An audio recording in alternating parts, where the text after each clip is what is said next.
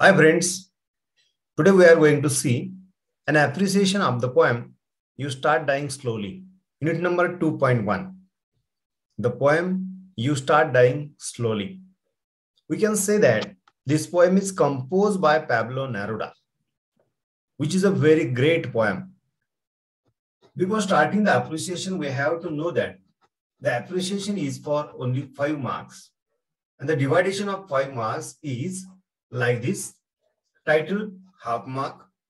Name of the poem, half mark. Rhyme scheme, 1 mark. Figure of speech, 1 mark. And the central idea or theme of the poem is for 2 marks. कवितेचं ऍप्रिशिएशन करत असताना ही marking scheme आपल्या लक्षात असणं अत्यंत आवश्यक आहे. ऍप्रिशिएशन आपल्याला 5 गुणांसाठी आहे, जे की आपल्याला 5 पैकी 5 गुण निश्चितपणे मिळवून देण्यासाठी अतिशय उपयुक्त असतं. पहिला प्रश्न जो आहे, पहिला जो त्याच्यातला घटक आहे तो म्हणजे टायटल ऑफ द पोएट. कवितेचं टायटल आपल्याला लिहायचंय, नंतर कवीचं नाव लिहायचंय, त्यानंतर राईम स्कीम आहे 1 मार्कासाठी. फिगर ऑफ स्पीच 2 किंवा 3 आपण लिहायला हरकत नाही, पण 1 जर लिहिला तर 1 फिगर ऑफ स्पीच लिहिण्याचा आपल्याला 1 गुण दिलेला आहे. आणि महत्वाचं म्हणजे शेवटचा पॉइंट आहे theme, central idea of the poem, यासाठी 2 गुण दिलेले आहेत. अशा पद्धतीने या 5 टप्प्यांमध्ये आपण 5 गुणांसाठी ऍप्रिशिएशन लिहू शकतो. आता हे ऍप्रिशिएशन लिहित असताना या यू स्टार्ट डाइंग स्लोली या कवितेवरील माहिती कशा पद्धतीने लिहिता येईल ते आपण पाहूयात. Very simple point. Point number 1, title of the poem means name of the poem, शीर्षक. You start dying slowly, half mark, very easy. Second point, name of the poet, कवीचं नाव, Pablo Neruda. This poem is written or composed by Pablo Neruda. It is for half marks. पहिले 2 point अतिशय सोपे आहेत. बहुधा ही दोन्ही कवितेचं नाव आणि कवीचं नाव आपल्याला ऍक्टिव्हिटी शीट मध्ये दिलेलं असतं, नसेल तर ते आपल्याला फक्त लिहावं लागेल. तिसरा जो पॉइंट आहे, point number 3, rhyme scheme. There is no rhyme scheme in this poem because this poem is written in 3 words. या कवितेमध्ये राइम स्कीमच नाहीये. कारण असं की ही कविता 3 वर्ड्स म्हणजे मुक्त छंद या काव्य प्रकारामध्ये लिहिली गेलेली आहे. मुक्त छंद या प्रकारामध्ये ही कविता असल्यामुळं आपल्याला याच्यामध्ये रायमिक वर्ड्स, रायमिक पेअर्स हे सापडत नाही. त्यामुळं यमक पद्धती म्हणजेच राइम स्कीम लिहिणं आपल्याला शक्य नाही. म्हणून आपण फक्त एवढंच लिहितो, there is no rhyme scheme in this poem because this poem is in 3 words. असं का म्हणतील आपल्याला, त्याच्याकडे आपण जर पाहायला गेलो तर आपल्या लक्षात येईल या कवितेमध्ये आपली राइम स्कीम असेल, आपली यमक पद्धती असेल, नेहमी प्रत्येक ओळीच्या शेवटच्या शब्दावर अवलंबून असते.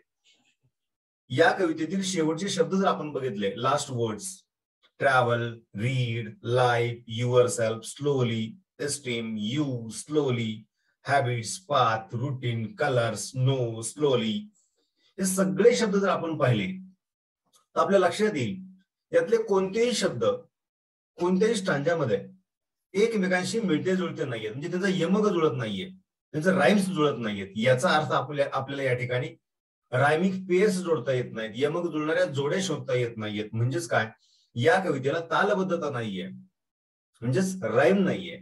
त्यामुळे आपण राइम स्कीम लिहू शकत नाही. म्हणून फक्त आपण एवढंच लिहायचंय, there is no rhyme scheme in this poem because it is written in 3 words. याचा पुढचा मुद्दा आहे point number 4, figure of speech. आता फिगर ऑफ स्पीच मध्ये आपल्याला एकच फिगर ऑफ स्पीच लिहिणं अपेक्षित आहे, पण आपण 1 लिहू नये. 1 पेक्षा निश्चितच आपण दरवेळेस जास्त फिगर ऑफ स्पीच लिहिलं गेले पाहिजेत. एका कवितेमध्ये निश्चितपणे एकापेक्षा जास्त फिगर ऑफ स्पीचचा वापर केलेला असतो. या कवितेचा जर आपण विचार केला तर याच्यामध्ये कोणकोणत्या प्रकारचे फिगर ऑफ स्पीच आलेले आहेत याच्याबद्दल आपल्याला बोलायचं झालं तर सगळ्यात पहिला आणि सगळ्यात सोपा आहे तो म्हणजे रिपिटेशन. रिपिटेशन म्हणजेच पुनरावृत्ती. The line you start dying slowly is repeated here. म्हणजे या कवितेमध्ये यू स्टार्ट डाइंग स्लोली ही ओळ पुन्हा पुन्हा वापरली गेलेली आहे. त्या ओळीचा जसंच्या तसं पुन्हा पुन्हा वापर केलेला आहे. It's called repetition. Second one, anaphora. आता एनाफोरा हा काय? What is the difference between repetition and anaphora? Repetition म्हणजे एक पूर्ण ओळ किंवा एखादा पूर्ण शब्द जसाचा तसा पुन्हा पुन्हा वापरला गेलाय, रिपीट केलेला गेलाय, सो रिपिटेशन. एनाफोरा मध्ये काय? We find here anaphora because the words if you don't are repeated at the beginning of the successive line. काही सलग ओळी असतात आणि त्या सलग ओळींच्या सुरुवातीचे काही शब्द पुन्हा पुन्हा रिपीट झालेले असतात, ओळीच्या सुरुवातीलाच ते येतात. So we can say that the words if we don't are repeated at the beginning of the successive line. म्हणजे सलग येणाऱ्या ओळींच्या सुरुवातीला जर काही शब्द रिपीट झालेले असतील तर त्याला आपण एनाफोरा असं म्हणतो. तिसरा अलंकार आपल्याला पाहिजे म्हटलं, तिसरा फिगर ऑफ स्पीच आपल्याला पाहिजे म्हटलं आपल्याला तो सापडतो अँटिथेसिस. अँटिथेसिस म्हणजे काय? परस्परांच्या विरोधी गोष्टींचा वापर केलेला असतो. If you don't risk what is safe for the uncertain.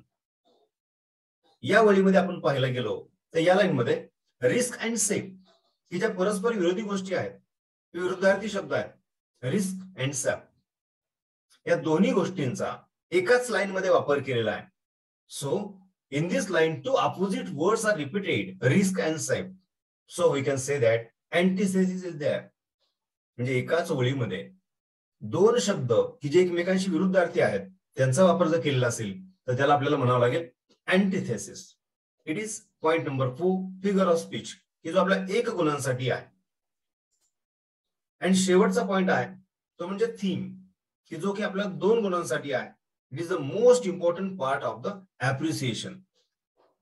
कवितेचा पूर्ण सारांश, थोडक्यात कवितेचा पूर्ण तो आपल्याला जो बोध घ्यायचा आहे, कवितेतून काय शिकायचे, हे सगळं आपल्याला या ठिकाणी अतिशय थोडक्यात आणि मार्मिक शब्दामध्ये थीम मध्ये लिहावं लागतं.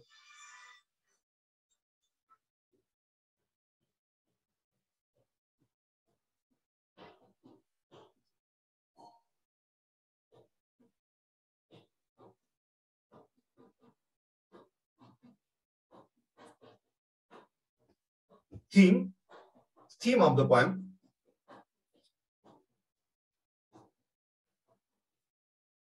थीम लिहित असताना आपण काही गोष्टी लक्षात ठेवणं जास्त गरजेचं आहे, आणि त्या म्हणजे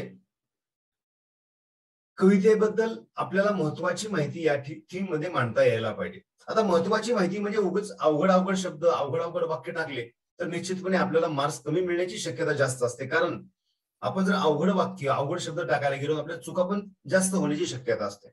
त्यामुळं आपण एक काम करावं, सोप्या शब्दांना तयार झालेली सोपी वाक्य की जे कवितेचा अचूक अर्थ सांगतील परंतु आपल्या चुका कमी करतील अशी वाक्य आपण निवडावीत. ज्या शब्दांचे स्पेलिंग्स आपले अचूक पाठ आहेत, ज्या वाक्यांचे वाक्यरचना आपल्याला व्यवस्थित करता येतात, असेच शब्द, असेच वाक्य निवडावेत की ज्या वाक्यातून आपल्याला कवितेचा योग्य ते अर्थ, कवितेतून जे सांगायचं आहे ते योग्य ते आपल्याला मांडता येईल. आता या ठिकाणी मी काही वाक्य घेतली आहेत, इथं आपल्याला 3-4 वाक्य खूप झाले. मी या ठिकाणी 6-7 वाक्यांची या ठिकाणी थीम मांडलेली आहे. तुम्ही वाक्य कमी जास्त करू शकता. फक्त जी पण वाक्य आपण या ठिकाणी करणार आहोत त्या वाक्यांमध्ये चूक होणार नाही, ग्रॅमॅटिकली असेल, स्पेलिंगची असेल, हे आपण लक्षात घेणं गरजेचं आहे. म्हणून नेहमी सोप्या शब्दामध्ये आपण थीम तयार करावायची आहे. थीम प्रत्येक व्यक्तीप्रती वेगळी तुम्ही मांडू शकता, वाक्यरचना तुम्ही वेगळी करू शकता. फक्त जे मुद्दे सांगायचे आहेत ते आपण मांडणं अपेक्षित आहे. First line, this is a very meaningful poem. प्रत्येक कविता ही मिनिंगफुलच असते, लिहायला हरकत नाही. This is a very meaningful poem. कविता खूप अर्थपूर्ण आहे. In this poem the poet tells us to be positive. या कवितेमध्ये कवी आपल्याला सांगतो की आपण पॉझिटिव्ह असावं. Simple sentence. He also tells us, कवी आपल्याला हेही सांगतो to do new things every day. एकही अवघड शब्द वापरलेला नाही. कवी आपल्याला हेही सांगतो की आपण दररोज नवनवीन गोष्टी केल्या पाहिजेत. काही नाही केलं पाहिजे. We must avoid negative things. Avoid म्हणजे टाळणे. आपण टाळल्या पाहिजेत निगेटिव्ह थिंग्स, नकारार्थी गोष्टी टाळल्या पाहिजेत. आणखी काय केलं पाहिजे? We must renew and enjoy our life. आपण दररोज नवीन जीवन जगलं पाहिजे. अँड एन्जॉय आवर लाईफ, आणि जीवनाचा आनंद घ्यायला पाहिजे. पण कधी? At every moment of it. या जीवनाच्या प्रत्येक क्षणाचा आपण छानपैकी आनंद घ्यायला पाहिजे. ऍज वेल ऍज, त्याचप्रमाणे कवी आपल्याला हेही सांगतो काय? We should trust ourselves. दुसऱ्यावर विश्वास ठेवा की न ठेवा, but we should trust ourselves. आपल्या स्वतःवर आपण विश्वास ठेवला पाहिजे. And love what we have. आणि आपल्याकडे जे आहे त्याच्यावर प्रेम केलं पाहिजे. जे आहे त्याच्यामध्ये समाधानी असलं पाहिजे. जे नाही त्याच्यासाठी रडत बसण्यापेक्षा जे आहे त्याच्यामध्ये समाधान मानलं पाहिजे. पेला अर्धा सरला आहे की अर्धा भरला आहे म्हणायचं की आपलं आपण ठरवायचं असतं. असंच काहीतरी कवी या ठिकाणी सांगत आहे. If you do not do these things, आणि जर या गोष्टी तुम्ही नाही केल्या, सकारात्मक नाही राहिला, वेळेचा सदुपयोग नाही केला, जीवनाचा आनंद नाही घेतला, प्रत्येक क्षणाचं रूपांतर तुम्ही आनंदामध्ये नाही केलं, तर काय होईल? We shall lose our happy future. तर आणि तर आपल्या जीवनातील आनंदी भविष्य आपण गमावून बसू. आपल्या जीवनातील आनंद आपला गमावला जाईल. आपल्या जीवनाचा एवढं चांगलं अमूल्य जीवन आपल्याला मिळालं असताना देखील आपल्याला जीवनामध्ये आनंद मिळणार नाही.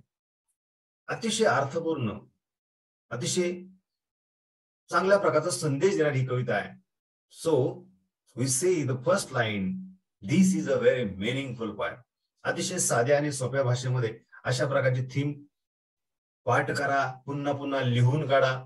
चुका झाल्या असतील शब्दांच्या, वाक्यरचनेच्या पुन्हा दुरुस्त करा.